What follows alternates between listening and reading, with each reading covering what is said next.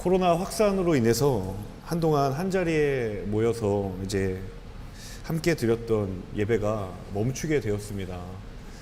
제가 이 소식을 듣고 문득 한 2달 전에 3월이죠. 3월에 한 2달 정도 함께 모이지 못하고 우리가 각자의 처소에서 영상으로 예배를 드렸던 그때가 생각이 납니다. 하루라도 속히 함께 모이기를 간절히 바래왔던 그 날이 생각이 나고요. 다시 모일 수만 있다면 정말 내가 열심으로 예배를 할 수 있을 텐데 라는 그런 마음이 들었던 적도 있습니다. 저희 공동체에서 지난 주일 예배 때 예배 전 스태프들과 함께 기도 모임을 하면서 제가 그런 이야기를 나눈 적이 있습니다. 오늘 우리가 드리는 이 예배를 끝으로 당분간 우리가 함께 모이지 못하고 예배를 각자의 자리에서 드릴 수 있는 상황이 올 수도 있다 라고 이야기를 했죠. 사실은 약간 진담 반 농담 반으로 한 이야기인데 그 상황이 진짜 오고야 말았습니다. 삶을 살아가다 보면 이렇게 내가 멈추고 싶어서가 아니라 멈출 수밖에 없는 상황에 직면하는 그러한 일들이 있습니다. 아마도 지금 상황이 그런 상황이 아닐까라는 생각이 들거든요. 내 마음과 내 의지와 상관이 없이 멈출 수밖에 없는 상황과 마주했을 때 그때 우리가 놓치기 쉽지만 놓치지 말아야 할 것, 꼭 기억해야 할 것들이 있습니다. 그리고 그것을 붙들면 멈췄지만 다시 나아갈 수 있는 힘이 그곳에 있는 것이죠. 그런 상황에서 본다면 오늘 우리가 함께 나눌 이 느헤미야의 말씀은 그 느헤미야가 처한 상황 자체가 오늘 우리가 마주하고 있는 우리의 의지와 상관없이 멈출 수밖에 없는 상황과 대단히 많이 닮아 있다는 것을 우리가 발견하게 됩니다. 이 느헤미야가 살았던 당시는 이스라엘이 멸망하고 난 뒤의 시대를 배경으로 하고 있습니다. 북이스라엘은 일찍이 아수르에 멸망을 했고요. 남유다는 바벨론에게 멸망을 당한 이후에 백성들이 바벨론으로의 포로로 끌려가는 일이 일어났습니다. 그리고 그로부터 한 50년이 지난 뒤에 남유다를 멸망시켰던 바벨론이라는 나라가 페르시아 제국에 멸망하는 일이 일어납니다. 그리고 페르시아 왕의 유명한 왕이었던 고레스라는 왕이 포로에 끌려갔던 남유다 백성을 다시 고국으로 돌아가라는 포로의 귀환 명령을 내리게 됩니다. 드디어 남유다 백성들이 그렇게 갈구해왔던 고국의 귀환의 명령이 떨어졌지만 막상 돌아가니 이미 이 폐허가 되었던 고국에서 그들이 할 수 있는 것은 그렇게 많지 않았다라는 것이죠. 자신의 의지와 상관없이 자유를 빼앗겼던 그 시절과 그리고 고국으로 돌아왔지만 모든 삶이 무너져서 할 수 있는 것이 별로 없어 보였던 그 상황들이 이 남유다 백성들의 삶과 마주할 수밖에 없었던 상황들이었죠. 우리 오늘 본문 1절과 2절의 말씀을 함께 다시 한번 읽어보면 좋겠습니다. 1절과 2절 말씀 함께 읽습니다. 하가랴의 아들 느헤미야의 말입니다. 아닥사스다 왕 20년 기슬로월 내가 수산성에 있을 때에 내 형제 가운데 하나니가 몇몇 사람들과 함께 유다에서 왔습니다. 그래서 나는 포로로 잡혀오지 않고 그곳에 남아있는 유다 사람들의 안부와 예루살렘의 형편을 물었습니다. 페르시아 왕 고레스의 포로 귀환 명령 이후에 역사적으로 총 3번에 걸친 남유다 백성들의 귀환의 역사가 시작이 됩니다. 그런데 그럼에도 불구하고 그 귀환에 함께하지 못하고 그 페르시아 땅에 남을 수밖에 없었던 사람들이 있었죠. 느헤미야도 그 사람들 가운데 한 사람이었습니다. 이 느헤미야의 직업은 마지막 11절에 여러분은 확인하실 수 있는 것처럼 왕에게 술을 따라 올리는 사람이었습니다. 그냥 왕에게 술을 따라 올리는 사람이다. 성경의 이 구절만 보면 별것 없는, 별로 하는 일이 없는 것처럼 느낄 수 있지만 사실 이 당시의 상황을 조금 염두에 두고 생각하면 이 느헤미야가 가지고 있었던 직업이 대단히 중요한 직업이라는 것을 알게 됩니다. 자, 바벨론이 멸망을 하고 페르시아의 제국이 패권을 차지했을 때에 여러분 역사를 보셔서 아시겠지만 제국이나 정권이 바뀌었을 때마다 그 과도기는 항상 불안정한 시대였습니다. 이 당시에 페르시아 제국도 굉장히 불안정한 정치 상황이 반복되는 시기였죠. 권력을 차지하기 위한 암투가 벌어졌고 어제 왕이었던 사람이 그 다음날 암살이 되어서 발견되는 일이 일어나기도 했죠.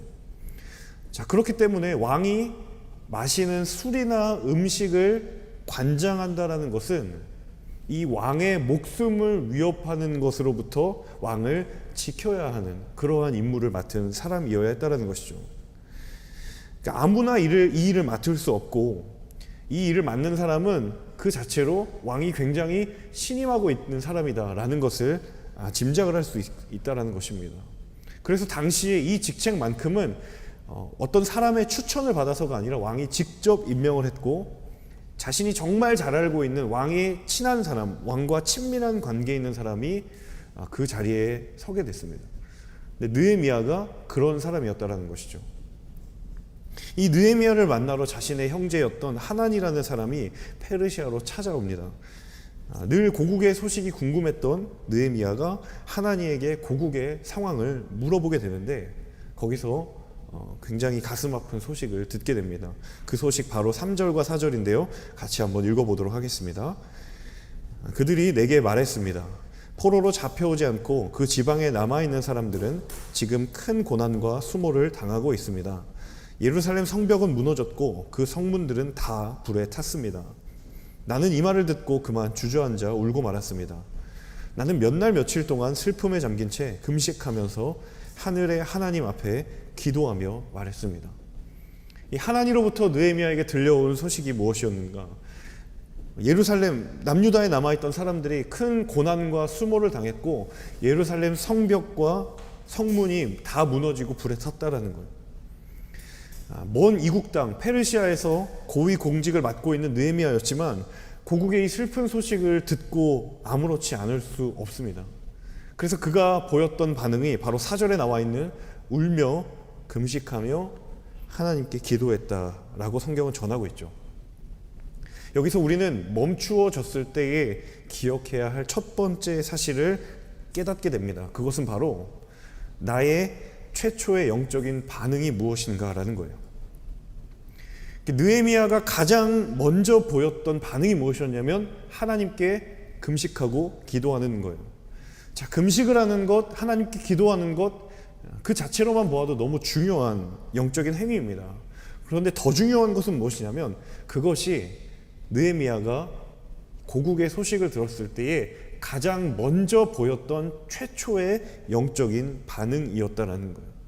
첫 번째 반응이었다라는 것이 중요하다라는 거예요.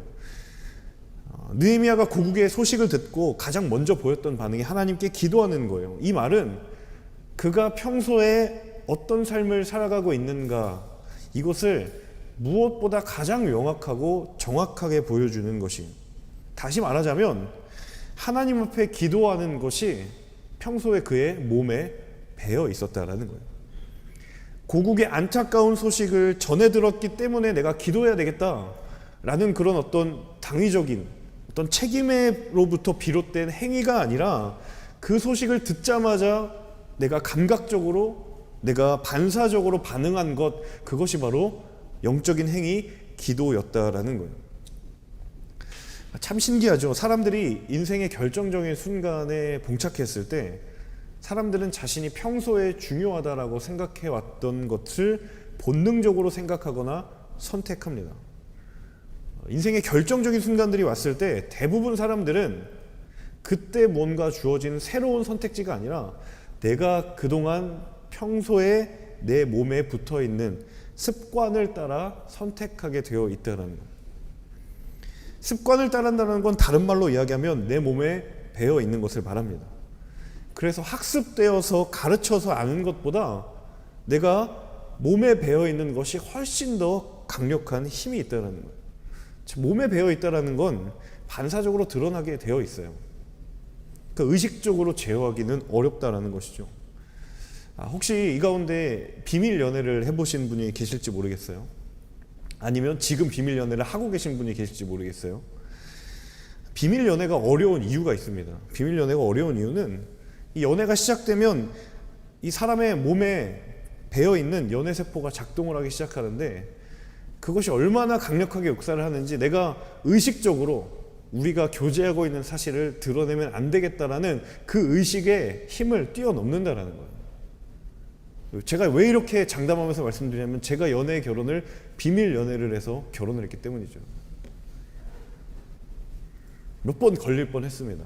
하지만 그때 제가 다행히 제 의식이 저의 본능을 이겼었죠. 여러분, 누구도 예상치 못한 예배당 예배가 이 영상 예배로 전환된 상황을 이번 한 주간 맞이하게 됐습니다. 제가 여러분에게 도전하며 질문하고 싶은 건 그 소식을 들었을 때 가장 먼저 여러분이 보였던 최초의 영적인 반응이 뭐냐는 거예요. 모였던 예배가 다시 흩어지고 영상 예배로 전환됩니다 라고 소식을 들었을 때 여러분이 가장 먼저 드러내었던 영적인 최초의 반응이 무엇이었냐라는 거예요. 그것이 바로 저와 여러분이 몸에 배어 있었던 영적인 습관이라는 거예요. 근데 느헤미야가 가장 먼저 보였던 반응이 기도였던 것이에요. 저는 느헤미야가 보였던 이 최초의 영적인 반응처럼 저와 여러분의 삶 가운데 직면하고 있는 수없이 많은 다양한 상황 속에서 하나님 기뻐하시는 것들이 우리의 영적인 최초의 반응일 수 있기를 주님의 이름으로 축복합니다. 기도가 가장 먼저 드러나는 우리의 반응이기를 원하고요. 기쁨과 감사가 우리의 영적인 최초의 반응이기를 원하고, 평강과 소망이 우리의 영적인 첫 반응일 수 있기를 주님의 이름으로 축복합니다. 우리 이어서 6절과 7절의 말씀 함께 읽도록 하겠습니다. 주의 종들인 이스라엘 백성들을 위해 주의 종이 밤낮으로 주 앞에 기도하니 주께서는 귀를 기울이시고 눈을 떠서 이 기도를 들으소서. 저와 제 조상의 집을 비롯해 우리 이스라엘 족속이 주님을 거역했던 죄를 고백합니다. 우리가 주께 매우 악하게 굴었습니다. 주께서 주의 종 모세에게 주신 계명과 율례와 규례를 우리가 지키지 않았습니다. 자, 느헤미야의 기도 가운데 구체적인 첫 번째 고백은 무엇이냐면 한마디로 하나님, 우리가 죄를 지었습니다 라는 거예요. 근데 제가 이 구절을 묵상하다가 문득 그런 생각이 들었습니다. 참 은혜로운 기도다라는 생각도 들지만 한편으로는 느헤미야 입장에서는 이 기도 굉장히 억울한 기도가 될 수 있는 것은 아닌가라는 생각이 들었어요. 이 이스라엘의 멸망의 역사를 쭉 훑어보면 굳이 느헤미야가 그 기도를 할 이유가 있을까라는 생각이 든 거예요. 왜냐하면 이 느헤미야는 포로기 이후에 태어난 세대의 사람입니다. 이 말을 바꾸어 이야기하면 느헤미야는 남유다의 멸망의 상황에 있었던 사람이 아니고 그 역사와 무관한 사람이라는 뜻이에요. 이 느헤미야가 지금 남유다의 멸망과 고국이 황폐해져 있는 상황에 대해서 그것이 우리의 악함입니다, 우리의 죄입니다 라고 기도하고 있지만, 사실 느헤미야는 그 죄악의 책임으로부터 비교적 자유로운 사람이라는 것이죠. 인간적인 느헤미야의 마음이라면 그렇게 말할 수도 있습니다. 내 잘못도 아닌데 왜 내가 이런 상황에 마주해야 됩니까? 이건 저의 잘못이 아니라 우리 조상들의 잘못인데, 그 잘못 때문에, 그 죄 때문에 벌어진 일인데 왜 내가 이 대가를 치러야 하는 것이냐고. 그렇게 항변을 해도 아무도 느헤미야를 비난할 사람이 없다라는 것이죠. 그런데 문제는 느헤미야는 그렇게 하지 않았다라는 것입니다. 분명히 맞습니다. 비록 지금의 이 상황이 우리 조상들이 저지른 죄의 결과인 것은 맞지만 그것은 남의 일이 아니라 나의 문제이고 우리의 문제라는 것. 우리가 주께 매우 악하게 굴었습니다. 우리가 하나님의 말씀을 지키지 않았습니다 라고 회개하는 것에 능력이 있다는 거예요. 그래서 멈추어졌을 때 기억해야 할 두 번째 사실은 바로 그때는 입을 닫고 귀를 열어야 할 때입니다. 느헤미야의 회개의 기도에 힘이 있는 것은 바로 여기에 있습니다. 회개의 본질이 무엇인가? 하나님을 향해 나의 입을 닫고 나의 귀를 여는 것이에요. 느헤미야의 회개의 기도는 철저하게 하나님께서 주신 마음 때문에 가능한 것입니다. 나와는 전혀 무관해 보이는, 나와는 멀어 보이는 조상의 죄도 나의 기도가 될 수 있는 것은 그가 철저하게 하나님을 향하여 나의 입을 닫고 나의 귀를 열고 있었기 때문에 그 마음이 있었던 것이고 그 회개가 가능했던 것인 줄로 믿습니다. 갑작스럽게 요 며칠 코로나로 인한 상황이 심각해져서 굉장히 우리의 산과 그리고 우리의 주변들이 어수선하게 되었습니다. 근데 더 안타까운 것은 그 어수선한 한가운데의 상황에 교회가 있습니다. 그런 생각이 들 수도 있을 것 같아요. 이 언론에 논란이 되고 있는 그런 교회들, 지극히 일부의 교회가 아닌가.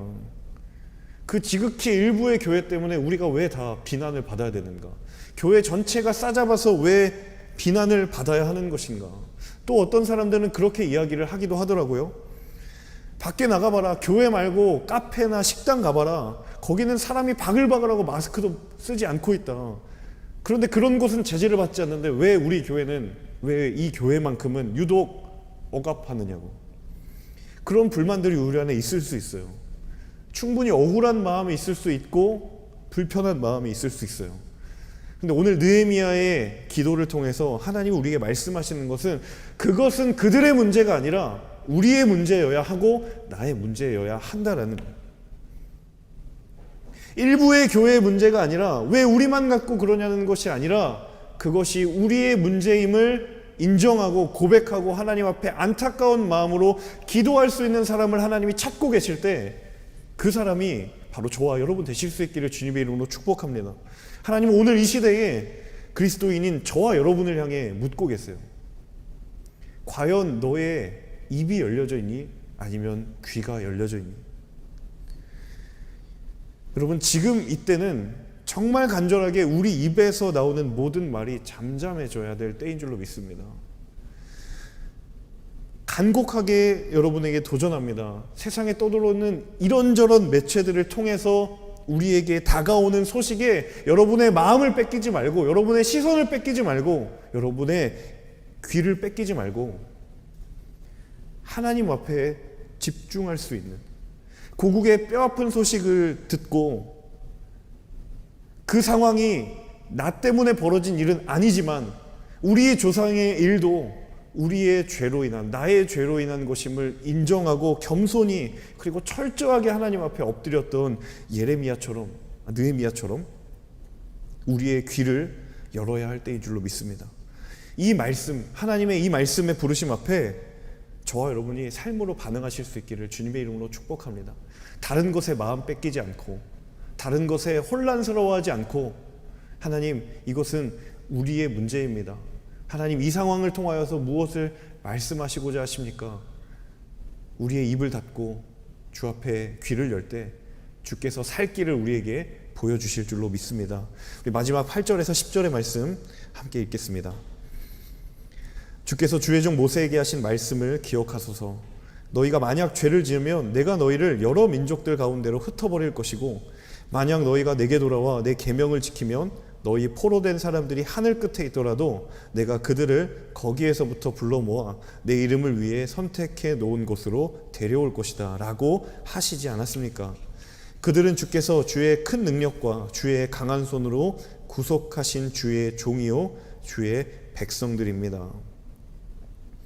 이 느헤미야의 출생을 잘 살펴보면요, 느헤미야는 바벨론 시대 때 그 땅에서 태어난 사람입니다. 그리고 페르시아 시대를 지나고 있는 사람이죠. 혈통은 남유다의 혈통을 가지고 있지만 그의 자라온 성장의 배경은 유대 땅이 아니라 이방 땅이 그의 성장의 배경입니다. 그런데 놀라운 사실은요, 그럼에도 불구하고 그의 기도의 한가운데 무엇이 있냐면 이 유대인들이 자라면서 교육받는 모세에게 하신 하나님의 말씀, 율법에 기초하고 있다는 거예요. 이게 무슨 의미인가? 느헤미야는 하나님의 말씀을 알고 있었다라는 것이죠. 제가 20대 중반에 제대를 하고 한 1년 동안 미국에 가 있었던 적이 있습니다. 저희 중고등학교의 때 은사님이 미국에서 유학생 교회를 개척하시면서 저에게 도와달라는 요청이 있어서 제가 1년 정도 가 있었는데, 그 1년의 시간 동안 제가 3명의 룸메이트와 함께 살았습니다. 그래서 저를 포함해서 4명이 한 집에 살았는데요, 저를 제외하고 3명 모두가 다 한인 2세였어요. 그러니까 생긴 건 다 한국인인데 한국어를 전혀 못하고요, 영어를 하는 거예요. 그러니까 부모님은 모두 한국인이고 이 친구들은 미국에서 태어나서 미국의 문화 속에서 자란 친구들이에요.